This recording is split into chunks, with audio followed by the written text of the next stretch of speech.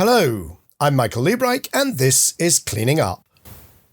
In September 2022, the 5th Hydrogen Energy Ministerial in Tokyo, organised by the powerful Japanese Ministry of Economy, Trade and Industry in cooperation with the International Energy Agency, announced that by 2030 the world would produce and use 90 million tonnes of renewable and low-carbon hydrogen.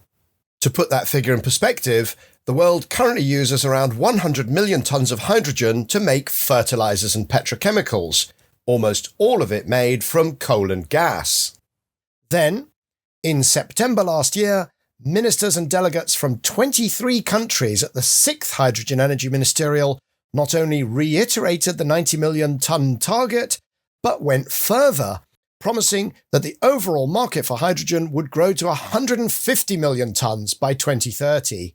That would mean replacing 40 million tonnes of existing hydrogen supply with clean hydrogen and adding another 50 million tonnes of new use. All very exciting, and it helped to ensure that hydrogen was one of the hot topics at COP28 in Dubai a few months later. But someone has to say it. These targets are entirely, utterly, ludicrously unachievable. The issue is simple. It's money. As I wrote for the pre-event brochure for the upcoming 4th Financial Times Hydrogen Summit this June, the biggest challenge facing low-emission hydrogen is that it is expensive to produce, expensive to transport, expensive to store, expensive to distribute, and expensive to use.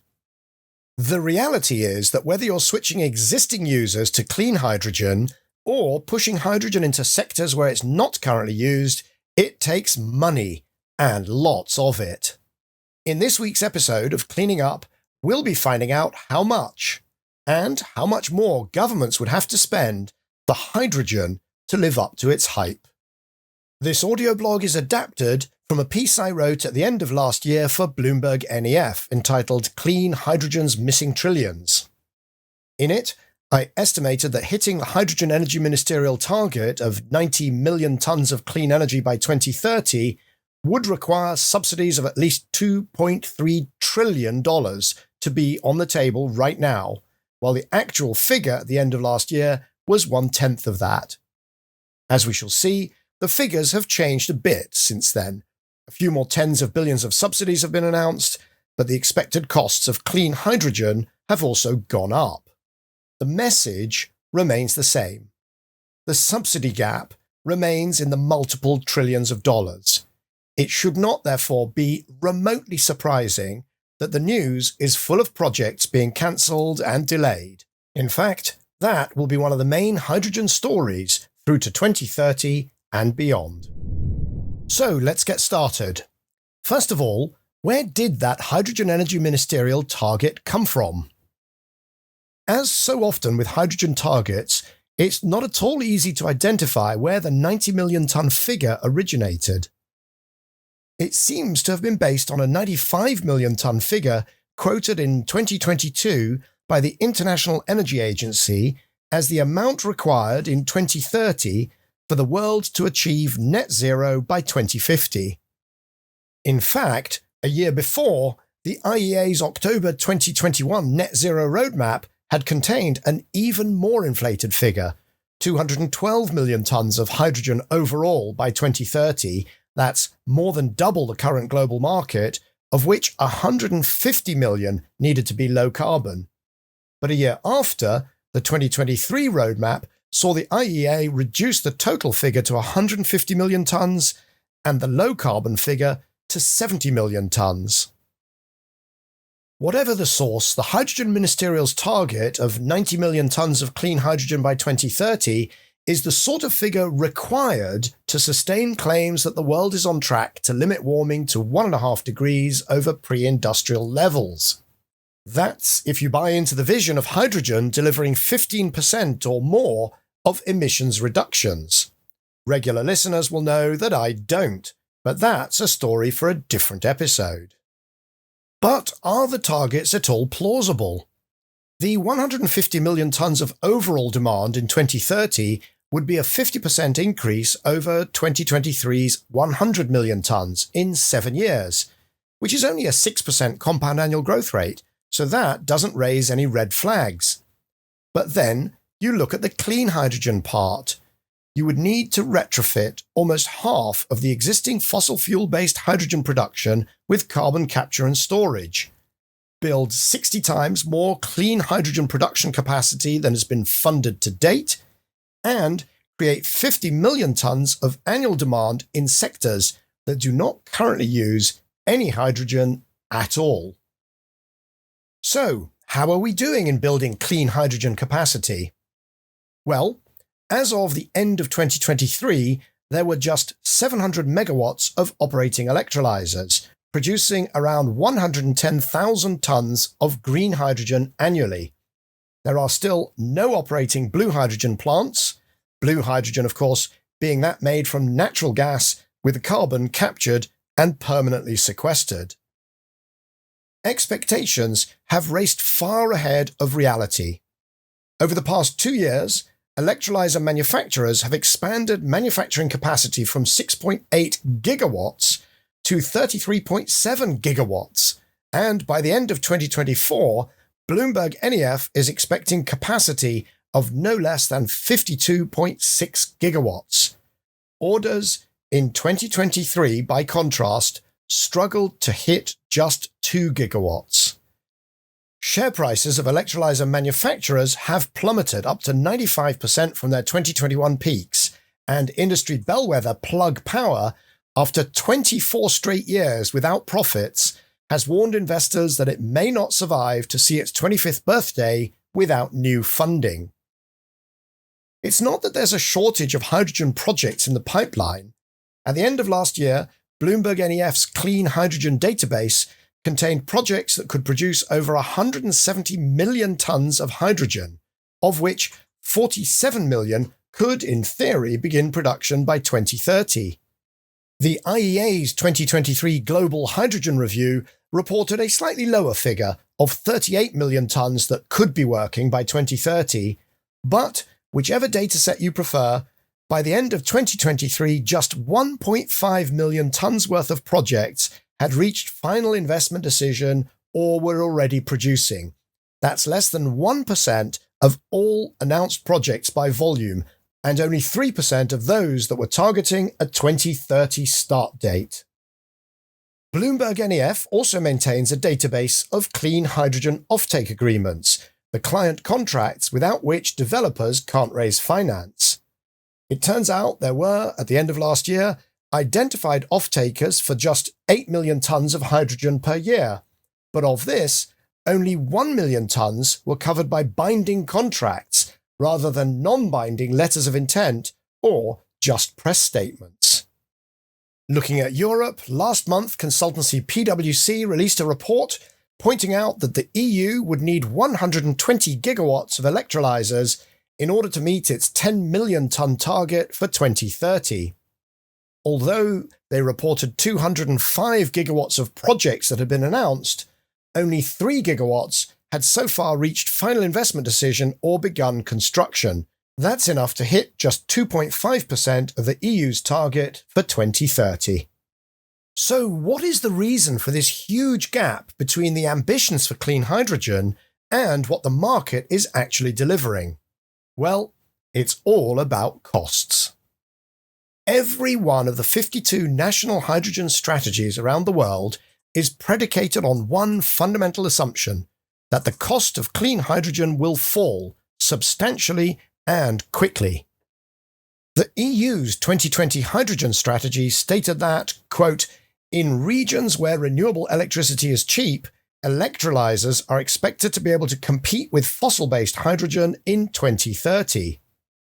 The US's Hydrogen Shot program, launched in June 2021, aimed for what it called the 3 1s: clean hydrogen at $1 for 1 kilo in 1 decade.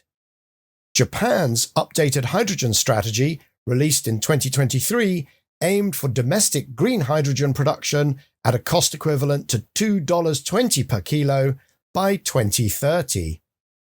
There are, however, 3 important reasons why these expectations are proving hopelessly optimistic. First, while the relentless logic of the experience curve will indeed deliver very cheap electrolyzers in the end, the time it takes to get there depends on how quickly experience is accumulated. The EU hydrogen strategy posited 5 gigawatts of European electrolysis capacity by 2024. But Bloomberg NEF's hydrogen project tracker suggests the number will barely reach a tenth of that. Second, electrolyzer stacks account for only around 40% of the capital cost of green hydrogen plants. The rest is stuff like compressors, tanks, valves, pipes, power supplies, and site infrastructure, whose costs are not about to fall off a cliff. Furthermore, capital costs only account for around 1/3 of the cost of green hydrogen. The biggest element is green electricity, which is already far down its own experience curve. And there's an inescapable trade-off between the cheapest green electricity, which is variable wind and solar, and the need to get high utilization rates on your hydrogen plant.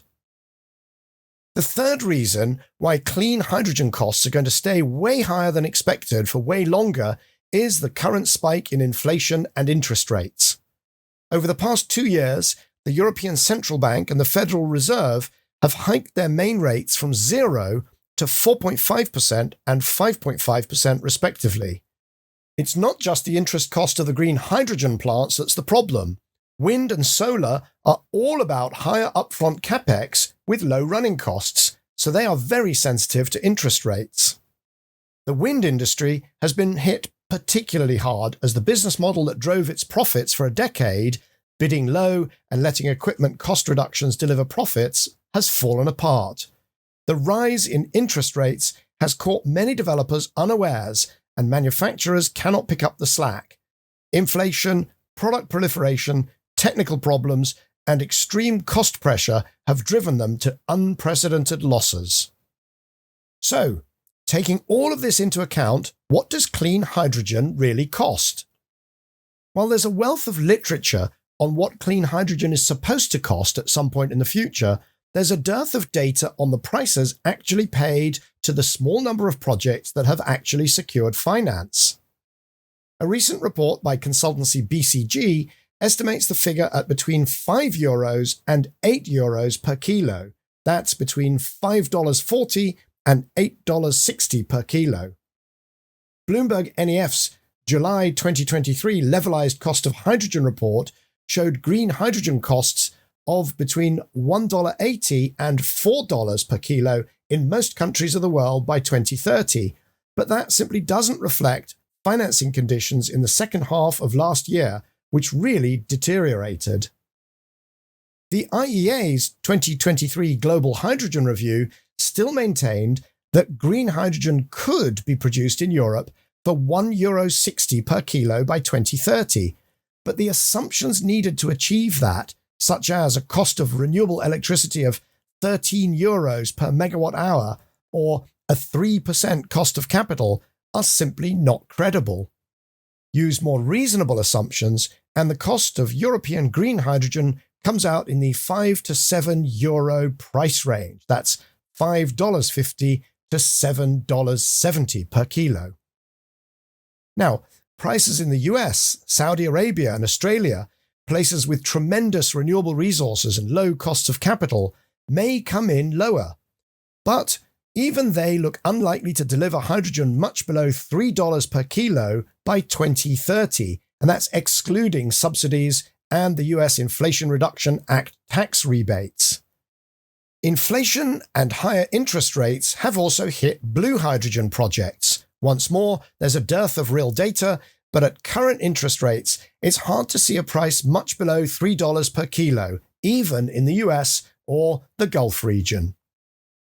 So, for any clean hydrogen project operating by 2030, you need to count on production costs being in the $3 to $8 per kilo range, depending on location. But what about imported hydrogen? If you think importing green hydrogen from places where it can be made particularly cheaply, like Australia, Namibia, Chile, the Gulf region or North Africa can deliver hydrogen at prices below $3 per kilo, I have bad news for you. In my December 2022 piece, The Unbearable Lightness of Hydrogen, I highlighted the McKinsey & Company Hydrogen Flows report on behalf of the Hydrogen Council, which promised 400 million tonnes of internationally traded hydrogen by 2040. They've just halved that forecast for 2040, not their last downgrade, I'd be prepared to wager, but are still forecasting 20 million tonnes of hydrogen imports as early as 2030. It is, of course, technically feasible to liquefy hydrogen and put it on a ship, but the cost of doing so will be somewhere between $3 and $8 a kilo, even by 2040, which at that point will be more than double the cost of production. Liquid hydrogen on a ship is, frankly, even less plausible than snakes on a plane. But what about shipping ammonia instead? Today, 16.5 million tonnes of ammonia are transported by ship, according to shipping services provider Clarksons. Setting aside the need to build new ammonia plants in faraway lands, 20 million tonnes of hydrogen translates into 113 million tonnes of ammonia. That's just chemistry. So sending it by ship would constitute a 7-fold increase in shipped volume. A 2-fold increase by 2030, plus a few ships powered with ammonia, I could believe. A 7-fold increase by 2030 is just not going to happen. As for pipelines, the gas industry is promising that they can repurpose existing pipelines. But by the time you account for hydrogen's extremely low density, the reduction in pressure required to avoid embrittlement, and the increase in power requirement for big new compressors, and more of them, their energy carrying capacity could easily be reduced by 75%. Most future hydrogen pipelines will be purpose-built, and a sensible cost estimate would be between 40 and 80 cents per kilo of hydrogen transported. But that's irrelevant. It's hard to see any commissioned this side of 2030. So, whichever way you look at it, you're back at hydrogen costs of $3 to $8 per kilo. And now you have to get customers. Let's just suppose you've managed to produce or import your 90 million tonnes of clean hydrogen by 2030. Now you need to figure out how to get customers to use it. If they're producers of fertilizers and petrochemicals, that's fairly straightforward, because they already use hydrogen. While a few of their customers may be prepared to pay a so-called green premium, perhaps some Western food brands that want to be seen using a bit of zero-carbon fertilizer, most won't. This means you'll have to match what they currently pay for fossil-based hydrogen, plus any carbon price to which they're subject. And that means selling clean hydrogen for $2 to $4 per kilo below your production or import cost. What about sectors which are not currently using hydrogen, such as steel, heating, and transport? Getting them to use hydrogen will take much more than just matching the current cost of grey hydrogen. After all, they could have switched to grey hydrogen at any time they wanted, but they didn't. For heat-related use cases, even if you ignore the cost of converting equipment, you'll have to sell clean hydrogen at the same price on a heat-adjusted basis as natural gas. Right now, that means 30 cents per kilo in the US, $1.40 in Japan, and $1.70 per kilo in Europe. Or, in sectors covered by the European Union's emissions trading system, $2.45 per kilo. But that means selling clean hydrogen again somewhere between $3 and $5 below its production or import cost. For the steel industry, getting manufacturers to switch will require each of them investing billions of dollars to retire and replace existing coking coal-based plants, and then hundreds of millions of dollars more per year in higher running costs. Sweden's H2 Green Steel has raised 5.3 billion euros, that's $5.6 billion, for its first plant, but that does not include running costs.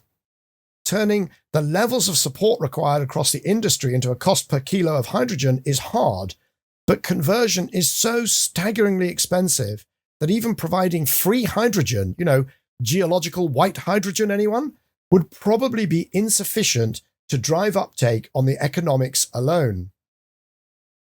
Getting hydrogen used for land transportation is even harder. First, you have to get people to buy vehicles that cost significantly more than petrol or diesel equivalent. Then, you have to retail hydrogen at a cost equivalent to diesel or petrol, around $5 per kilo, even though hydrogen filling stations cost $1 or $2 million each, and it takes 16 or 18 hydrogen tube trailers to replace each diesel or petrol fuel distribution tanker. Then, you have to do this in competition with electric vehicles, which are faster, simpler, more roomy, and already offer broadly the same total cost of ownership as their fossil-fueled equivalents. It shouldn't be remotely surprising that the news is filled with stories of cancelled hydrogen taxi, hydrogen bus, and hydrogen train projects. In many ways, what's surprising is the hope still being invested in heavy freight. Although last week, Patrick Pouyanné, testifying under oath before the French Senate, did say, quote, "We decided to invest in a European network of hydrogen filling stations for HGVs, but I'm not sure we got it right. 80% of HGVs in Europe do less than 500 kilometers per day, and as soon as you say that, it seems fairly obvious they will go electric." Quite. So how much subsidy are we talking about in total? With all this information on costs, we can now produce a ballpark estimate for the total volume of subsidy or support that would be needed in order to hit the Hydrogen Energy Ministerial target of 90 million tonnes of clean hydrogen per year by 2030. Of those 90 million tonnes, you'll recall that 40 million tonnes are meant to go to existing use cases and 50 million to new ones. Multiplying the $2 per kilo to $4 per kilo cost penalty for existing use cases by the 40 million tonnes used there, and you'll get to $80 to $160 billion per year. For new use cases, let's just be incredibly generous and make the maths a bit simpler and assume that on average they require a $3 to $5 per kilo subsidy to drive uptake. The reality is it'll be more than that.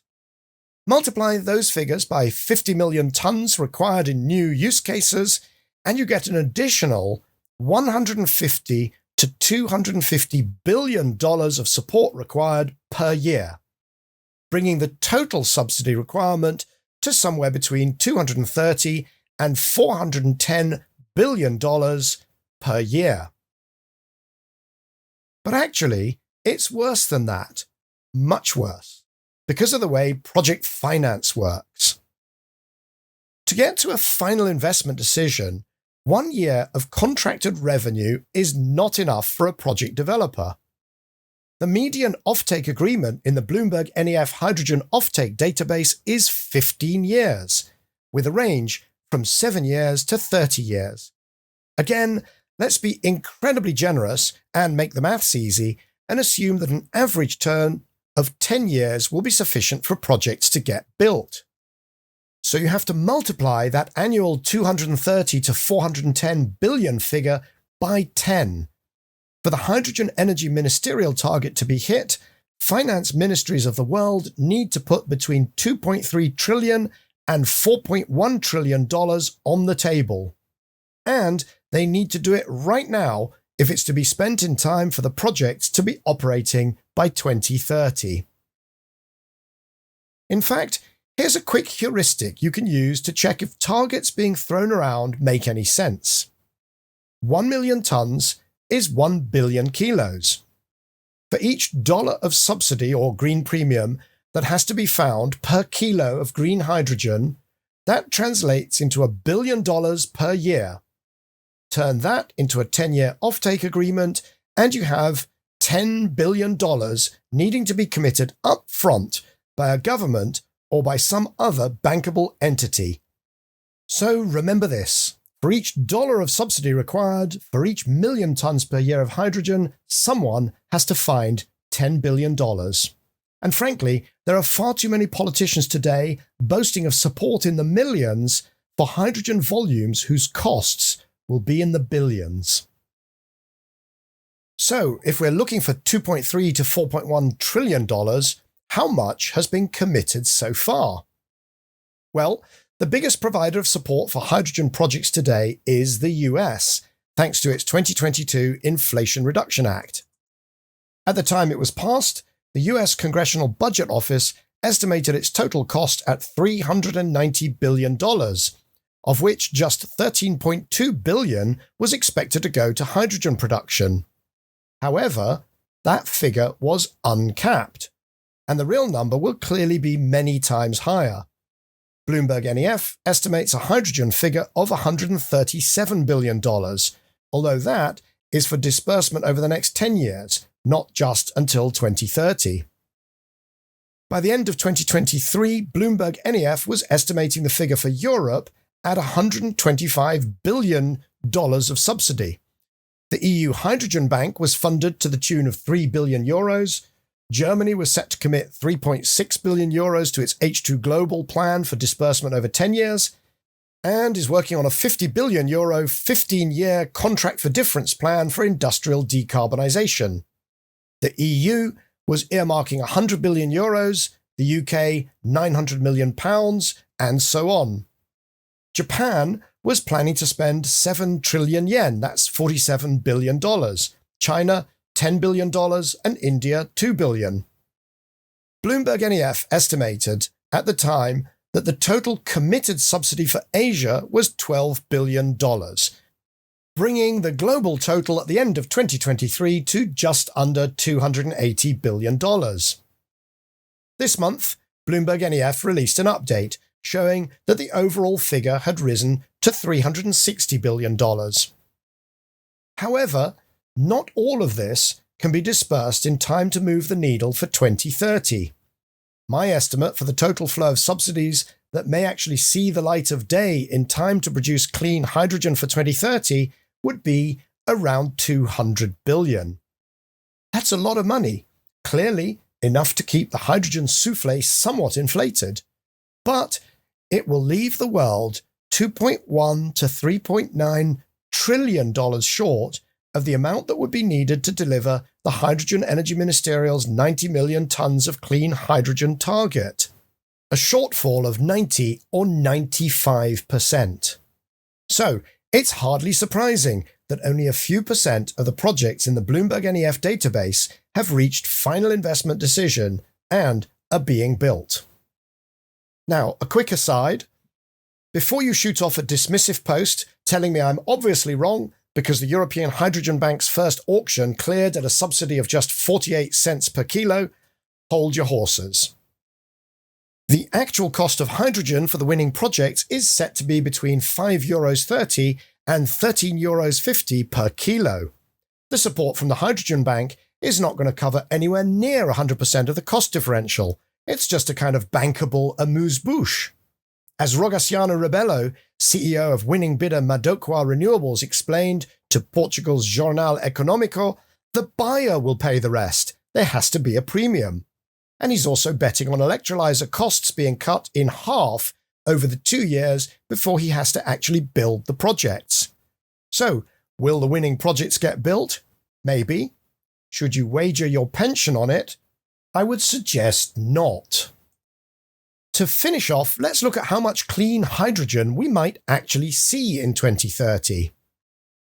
It turns out that the leaders of the world's biggest economies were not taking the Hydrogen Energy Ministerial's 90 million tonne target particularly seriously, even as they were signing the summit communiqué. Bloomberg NEF's Hydrogen Strategy Tracker shows that the government of the 52 countries with hydrogen strategies are targeting total production of no more than 40 million tonnes by 2030. The US is hoping to produce 10 million tonnes, Japan 3 million, and South Korea 4 million. The UK recently upped its target to 10 gigawatts of production, equivalent to about 1.5 million tonnes. Then there's the EU's stated target of 20 million tonnes, 10 million of local production, and 10 million of imports from outside the EU. Even when you add those and ignore double counting, you're still 50 million tonnes short of the Hydrogen Energy Ministerial figure. But even 40 million tonnes globally is an absurdly high target. In fact, BloombergNEF has just published a hydrogen supply outlook for 2030, forecasting just 16.4 million tonnes. But I think even that is optimistic. Take our 200 billion of committed and likely to be dispersed support. Divide it into 10-year offtake agreements, divide it again by the $2 to $5 per kilo of subsidy required to drive clean hydrogen into the market, and you get around 6 million tonnes. If inflation and interest rates continue to ease and things pick up, we might see a bit more than that. 10 million tonnes by 2030? Equivalent to 10% of the current global hydrogen market? Maybe. 16.4 million tonnes? I'll take the under on that. 40 million tonnes? Forget it. 90 million tonnes? Delusional. Now, reality is dawning on the politicians. There's a live debate in the corridors of the EU about how to scrap the 20 million tonne target for 2030, since it's obviously going to be missed by at least 75%, and what to replace it with. My money is on a face-saving claim that the target was spot on. It will just take longer, to 2038, say. But the cost problem is not going away. Not by 2030, not by 2040, not even by 2050. Last month, the US National Petroleum Council, a federally chartered committee established in 1946 at the request of President Harry S. Truman, published a major report entitled Harnessing Hydrogen. Led by our old friends McKinsey and oil company Chevron, with modelling by MIT, it found that even in 2050, clean hydrogen for refineries will cost $2 to $5 per kilo, against a market price of just $1. For heavy-duty trucking, clean hydrogen will cost $6 to $10 per kilo at the pump, when $2 to $4 per kilo is needed to compete with diesel or electrification. The report finishes with 21 recommendations, but the short version is, show us the money or hydrogen doesn't happen. In fact, it's the same point as I made in my recent 5 Horsemen of the Transition piece, that some sectors will need a carbon price for the very, very long term in order to decarbonize. So, in conclusion, what's the takeaway? Next time you hear a politician or promoter waxing lyrical about the hydrogen economy, the hydrogen world, hydrogen, the gas of the future, please remember this reality check. There will be no 90 million tonnes of clean hydrogen in 2030. There might be 10 million or maybe 16 million, enough to decarbonize less than 20% of the current hydrogen demand. Sorry to burst their bubble. In fact, fewer than 1 in 10 of the projects currently in BloombergNEF's hydrogen project database will have been built by 2030.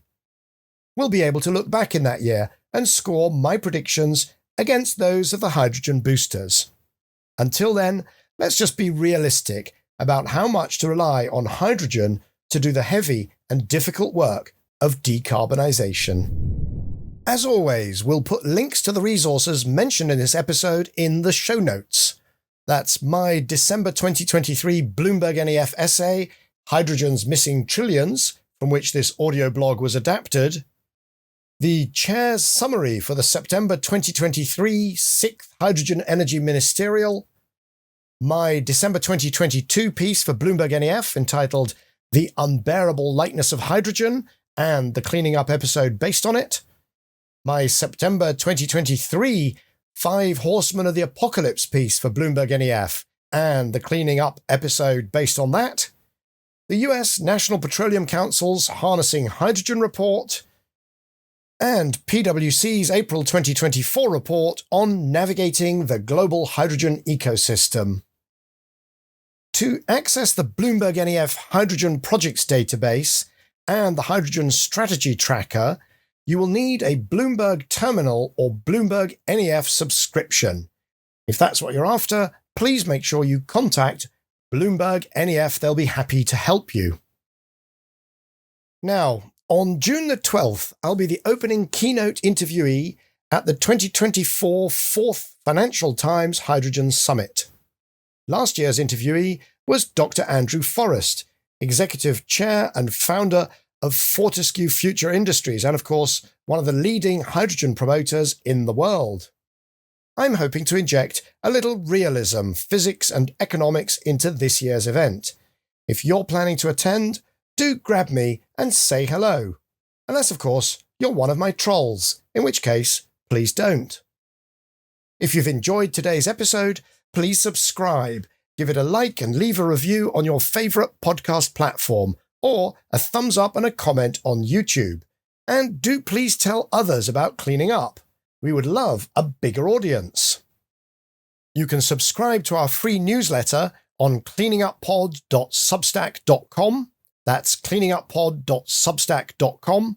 And follow us on Twitter, because I refuse to call it X, Instagram, or LinkedIn for news, highlights, and Bryony and my hot takes. Finally, you'll find our archive of over 160 hours of conversations with extraordinary climate leaders on cleaningup.live. That's cleaningup.live.